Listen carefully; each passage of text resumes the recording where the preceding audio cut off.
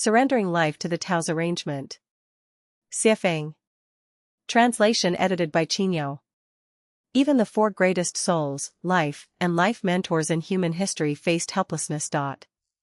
Jesus Christ was crucified. This was both tragic and an act of helplessness. Buddha, Sakyamuni, was powerless against the future disciples' deviation from his teachings. The Prophet Muhammad was helpless as his successors fell into infighting and mutual slaughter. The sage Laozi voiced his frustration: "My words are easy to understand and easy to practice, yet no one in the world can understand or practice them." He departed, riding a green ox through Hanggu Pass, seeking his own path to enlightenment.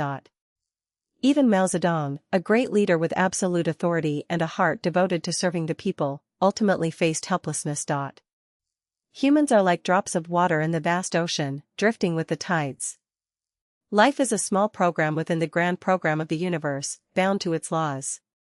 In the face of earthquakes and tsunamis, we are helpless. When confronted with death, we are helpless. In parting from our loved ones through life and death, we are helpless. And in the face of the changing times, we, too, are powerless. All we can do is accept life as it comes, adapt to our circumstances, act in harmony with our nature, and seize opportunities as they arise. 64 major factors shape the trajectory of our life. When these combine and rearrange, they create billions of possibilities. Our limited lives cannot grasp all these mysteries. Even the mighty Monkey King could not escape Buddha's palm.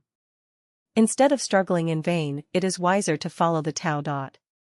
Surrendering our lives to the Tao's arrangement is the wisest choice.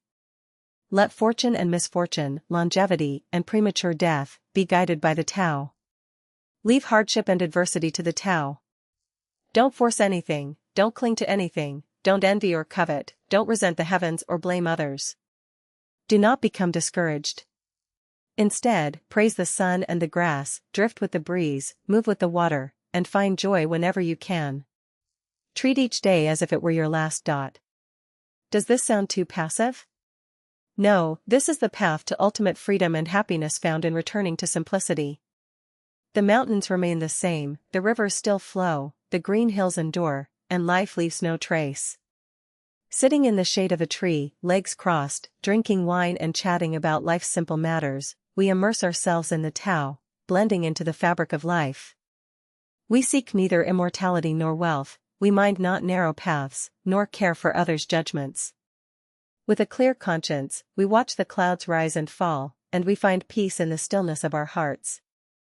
After experiencing great storms, soaring highs, and plunging lows, we can look upon the humble farmer tending his fields over generations.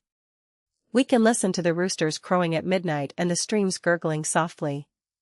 We can watch the shepherd, dressed in patched clothes, content with his simple meal. We can observe the small-time merchants, rushing to and fro at dawn and dusk.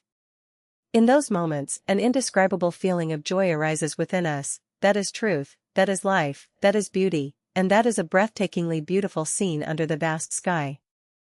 By surrendering our lives to the Tao's management and arrangement, everything becomes a source of joy and happiness.